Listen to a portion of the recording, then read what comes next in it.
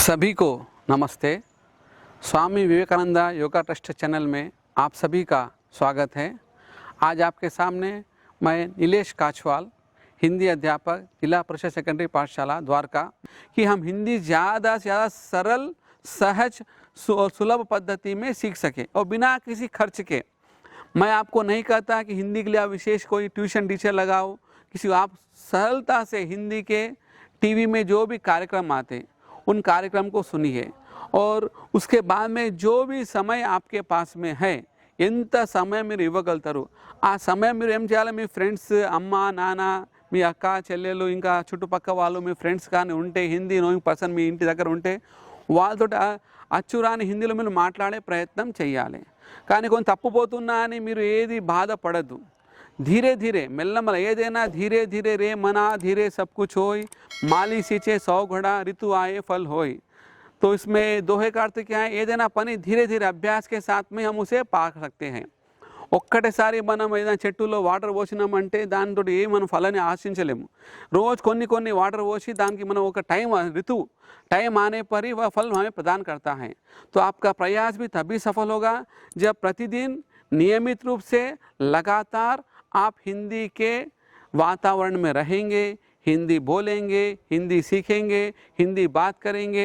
अलग अलग लोगों से अलग अलग मतलब टॉपिक्स के ऊपर में जो शीर्षक है उसके ऊपर में हिंदी बात करना. जैसे अभी एक छोटा सा आपको मैं उदाहरण, दो बच्चे हैं हिंदी सीखना चाह रहे, टीवी में देख के वो क्या सोच रहे, हमें हिंदी सीखना है, किस पे टॉपिक पे, हम एक पेड़ पे ले लिए. अब एक बच्चा पूछता यह क्या है, दूसरा बच्चा बोलेगा यह पेड़ है. यह कौन सा पेड़ है, यह आम का पेड़ है. आम कब लगते हैं, आम गर्मी में लगते हैं, एंडा कालम बोल सकता है, गर्मी में लगता है. तुम्हें कौन से फल पसंद है, मुझे आम पसंद है, अंगूर पसंद है, जाम पसंद है, कटहल पसंद है. ऐसा अलग अलग फलों के नाम वह बोलते जाएगा. उसके बाद में पेड़ हमें क्या देते हैं, पेड़ हमें छाया देते हैं, फल देते हैं, फूल देते हैं और पेड़ से हमें ऑक्सीजन मिलती, प्राणवायु ऑक्सीजन मिलती है. यानी एक पेड़ पर, अध्यापक पर, पाठशाला पर, कार पर, गाय पर, शेर पर, भारत देश पर, तेलंगाना पर, मुख्यमंत्री पर, प्रधानमंत्री पर, या वर्तमान जो कोरोना समस्या है उस पर, यानी हमारे स्वच्छता पर, हमारे परिवार पर, हमारे समाज पर, हमारे देश पर, हम ऐसे कई टॉपिक्स लेकर छोटी छोटी रोज़ प्रतिदिन थोड़ी चर्चाएं जिनसे हिंदी में जो अच्छे हैं उनसे कर सकते हैं. तो ये चर्चाएं हमें अपने घर में भी कर सकते, आपके घर के आसपास जो भी बच्चे हिंदी नहीं आता उनसे चर्चा कर सकते, जिन्हें हिंदी अच्छी आती है उनसे चर्चा कर सकते. जितना समय आप देंगे उससे ये आपका हिंदी जो भाषा है वो अच्छे आपके अंदर में विकसित होते जाएंगी. तो सबसे पहले आपको सीखना क्या है, सुनना बोलना. ये सुनना बोलना आने के बाद में ही मेरा आपको सुझाव है आप पढ़ने लिखने पर जाइए. होता क्या है, आप बिना सुनना और बोलना सीखे बिना कक्षा में या कहीं भी पढ़ने लिखने पर जाते हैं. उस समय आपको परेशानी क्या आती बताता हूँ. जो बच्चा पहले हिंदी भाषा को अच्छा सुन लेता है, अच्छा बोलना सीख लेता है, उसके लिए पुस्तक में खाली एक बार पढ़ने पर पूरा वह समझ जाता, बहुत कुछ समझ जाता, अपने मन के भाव स्वयं लिख सकता, प्रकट कर सकता.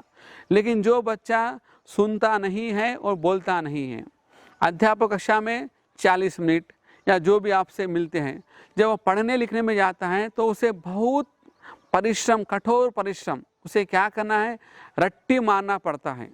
और हमारे हिसाब से क्या है, रट्टी मारना सबसे बेकार का कार्य है. हम किसी चीज़ को समझना चाहिए. रट्टी मारने से आप विषय को, भाषा को नहीं सीख सकते. रट्टी मारने से हम क्या है, उस भाषा से हमारी रुचि जो है कम हो जाती है. बहुत बच्चे आज जो हिंदी से दूर होते हैं, वो क्यों दूर होते हैं, क्योंकि वह क्या है भाई, सार लिखा है, एक प्रश्न लिखा है, उत्तर 10 लाइन का था, 5 लाइन का था, उससे मैं रट्टी मारा, एक दिन याद था, उस दिन भूल गया, फिर कुछ लिखा है, फिर हम रट्टी मारे. तो इस पद्धति से क्या है, बच्चे हिंदी से दूर हो जाते हैं. हिंदी एक कठिन विषय लगता, अरे हिंदी में अब्बा इतना याद करना, इतना याद करना, इतना, वो हिंदी से उसे बोरियत, उसका जो संबंध है वह टूटने लगता है.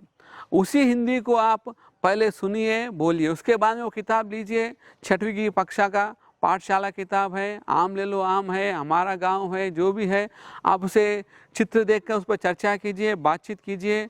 7वीं कक्षा में मन करता है, बहुत अच्छी कविता है, हम होंगे कामयाब, 8वीं कक्षा का पहला पाठ है, जिस देश में गंगा बहती है वह पाठ है, या बरस से बादल, जो भी पाठ है उनको आप पहले वैसा वातावरण प्रदान कीजिए, बच्चों को समझाइए, पाठ का विषय बता दिए तो बच्चे लिखने के में समर्थ हो जाएंगे। लेकिन उसके लिए पहली शर्त क्या है, पहला नियम क्या है, पहला सुझाव क्या है, हिंदी में बच्चों को सुनने का अवसर जितना ज़्यादा हम प्रदान करेंगे, वो बच्चे हमसे हिंदी से उतना ज़्यादा लगाव उत्पन्न होंगे, हमसे उतना लगाव बच्चों का रहेगा। यदि सुनने और बोलने की क्रिया को बच्चों से हटा देते हैं, सीधा उन्हें पढ़ना लिखना ही, पाठशाला में काम पढ़ना लिखने का है समझते हैं, तो बच्चे उतनी बोरियत, उतना हिंदी से उनका क्या है मन ऊपर उब जाएगा, दूर हो जाएंगे।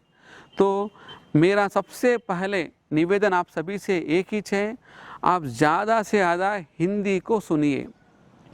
अब सर हम सुनते हैं, बच्चे सुनते हैं, लेकिन उससे क्या हो सकता है, जब आप सुनते हैं, सुनने के साथ में आप समझते भी हैं, हिंदी भाषा को समझते हैं कि सर मुझे ये समझ में आया। समझने के बाद में आप क्या करेंगे, बोलने का प्रयत्न करेंगे हिंदी भाषा को। आप जितना ज़्यादा समझेंगे उतना ज़्यादा बोलते जाएंगे। तो मैं इतना ही आपसे कहूँगा कि मेरे सभी साथियों, मेरे बच्चों, आप पहले सुनिए, और सुनने बोलने के लिए आपको बहुत से हैं, आपको जिसके अंदर आपको इंटरेस्ट आ सकता है। मैं बताया, कार्टून नेटवर्क है, हिंदी कमेंट्री है, हिंदी फिल्म है, या हिंदी के कई कार्यक्रम हैं। उन सभी कार्यक्रमों को आप जितना ज़्यादा सुनते जाएंगे उसमें आपका लगाव भी रहेगा। यानी अभी हम सोचते हैं स्कूल में आके पढ़ना बोलो, थोड़ा बच्चों को डर लगता, स्कूल का वातावरण का भय रहता, मैं क्या गलत बोलूँगा डर रहता। लेकिन सुनने के लिए आपको किसी, आप घर में बैठे आराम से टीवी देख सकते हैं, देख सकते नहीं सकते, सभी देख सकते हैं।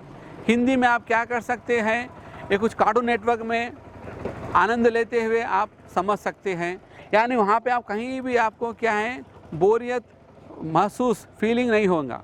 तो పిల్లలు మీరందరూ ఏం చేయాలంటే ఎక్కువ హిందీ వినాలంటే ఇంట్లో కూర్చొని మంచిగా టీవీ మీద ముంగట కూర్చొని వినొచ్చు.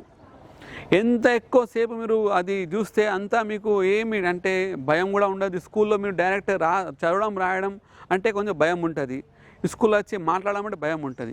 కానీ ఎప్పుడైతే మీరు మంచిగా హిందీని విని మాట్లాడడం నేర్చుకొని బడిలో వచ్చేస్తారు, లేకుంటే ఎప్పుడు అదే టచ్లో వినడం ఎక్కువ, రోజు అర్ధగంట గంట ఉంటారు, మళ్ళీ రోజు 10-15 నిమిషాలు మాట్లాడతారు. దాని తర్వాత మీరు బుక్కులు చేతిలో పట్టుకుంటే మీ బుక్కులో మీకు అరే ఇంత ఈజీ సరళ హిందీ ఉన్నదా అని మీకే అనిపిస్తుంది.